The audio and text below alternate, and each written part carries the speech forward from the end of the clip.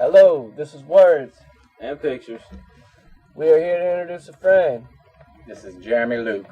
better known as Law J, AKA-Ole Dirty Wordsmith, AKA most of all say this old bastard's heard shit. Some people say we ain't feeling him, but can't deny he's simply killing him. So sit back and relax while I kick some surreal realism.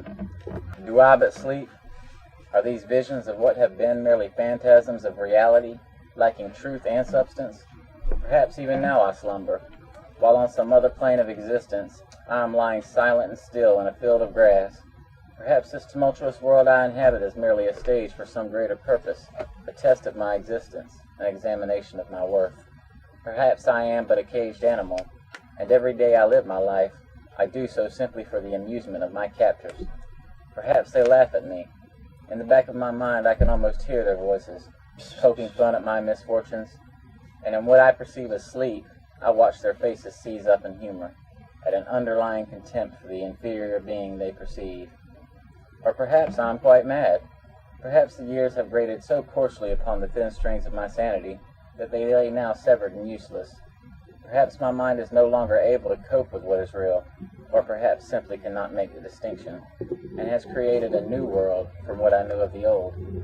But if I am mad, then these writings must be classified as just that, the ramblings of the disillusioned.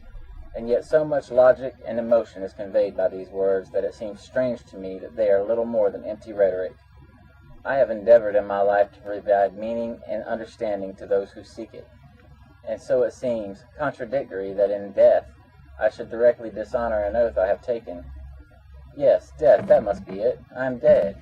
Since no definitive evidence can support or deny the existence of an afterlife, it is theoretically possible that my earthly body is past, and I am brought here, recreated in a form most befitting of what I can only assume was my personality on the physical plane, the personality of a teenager, intelligent yet rebellious, rebellious yet compliant, compliant yet self-governing.